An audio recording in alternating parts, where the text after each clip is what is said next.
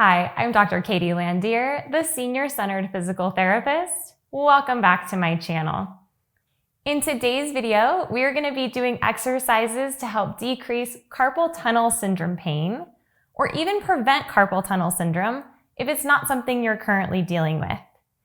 If you do have carpal tunnel, you know that it is very painful and debilitating. So this exercise video is designed to give you exercises and tips you can use daily to help decrease your pain and improve your function.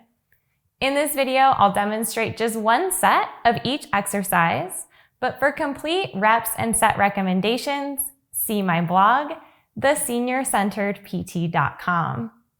Before we go any further, I kindly ask that you give this video a thumbs up and hit that subscribe button in order to get notified when I have any new content.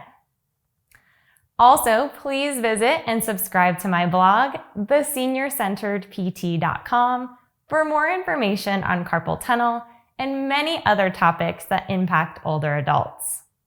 For this video, you will not need any equipment, so just your hands.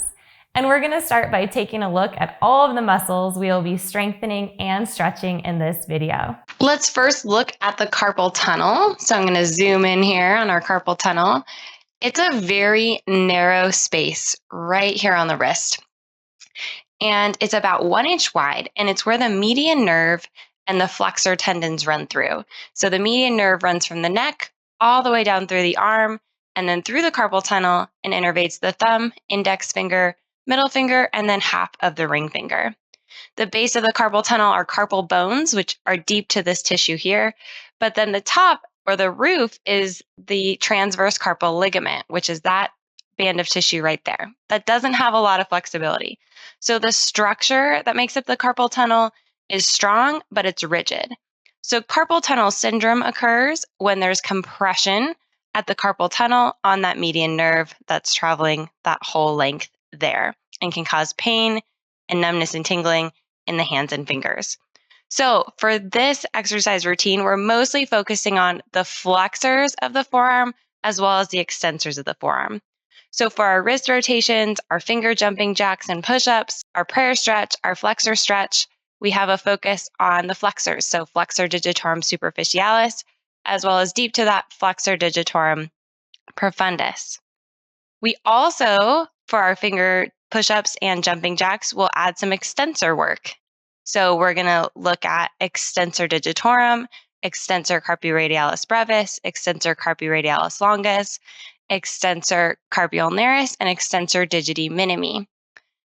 And we'll also be stretching those when we do, of course, our extensor stretch. For our glides, we're going to be gliding that median nerve that runs all the way from neck into hand. And then we'll also be gliding the tendons of the flexors, so flexor digitorum superficialis and flexor digitorum profundus. That's all the muscles we will be focusing on in this workout. Let's get started. You may have carpal tunnel syndrome on just one side, but I recommend doing both hands when we do these exercises. That's going to help prevent compression and pain in the other wrist as well. So for each of the exercises, they can be done multiple times throughout the day while you're giving your wrists a break. So start by completing them at least 2 times per day and then progress as you can tolerate it. Also, see if you can take a break every hour while you're working or you're on the computer and incorporate some of these exercises into your break, or do them if you're experiencing bouts of pain. As with any exercise, if it's too painful, back it off and just take a rest. Let's start first with our wrist rotations. So when it comes to any exercise, we want to make sure we do a good warm up to get blood flow to the muscles, and we don't try to stretch them while they're too cold. So wrist rotations can be a good way to start. So let's make our hands into these fists, and they can just be gentle. They don't need to be tight. And we're just going to rotate. So counterclockwise on one hand, clockwise on the other. And you can do that about 4 times. And then rotate your wrist the other direction about 4 times. And then you'll pause in the middle and you can move wrists up and down. You guessed it, 4 times. And then in and out. So left and right. Try not to wing your elbows. Just go in and out with the wrists. And then when you're done with those rotations, you can give your hands a little shake.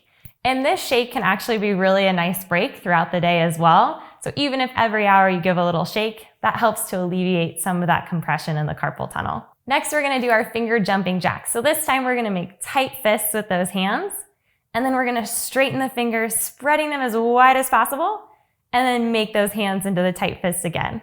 And then repeat that about 10 times. So really focusing on the range in the fingers to get those flexors and extensors working. Next, we're gonna do our finger push-ups. So I'm gonna put my fingertips together and then point them towards the floor. And then I'm gonna move my palms away from each other and then move my palms towards each other like we're doing a little push-up with the fingers.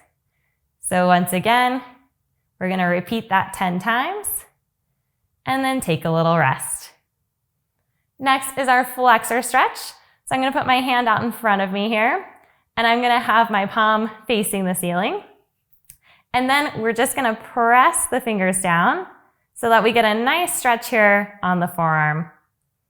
And we're gonna hold this for 30 seconds. After our 30 seconds, we're gonna gently release and then make sure to do the other side so that we even it out and alleviate any pressure. Next is our prayer stretch. So we're gonna take our hands in a prayer position, keeping palms together. I just press it down towards the waist. This is a good 2-for-1, so I stretch both wrists at the same time. You can say your little prayer that your carpal tunnel gets better as you hold for 30 seconds, and then you can gently release. If this is too much, you can always just bring your hands up a little bit higher to take off some of that pressure. Lastly, for our stretches, we're gonna do our extensor stretch. So hand out, this time palm is facing down, and then we just press those fingers down so we get a stretch on the back of that forearm. And we hold for 30 seconds. After that 30-second timer goes off, we release, and then we repeat on the other side. For our nerve glide, we are gonna make a fist with the thumb pointing towards your body.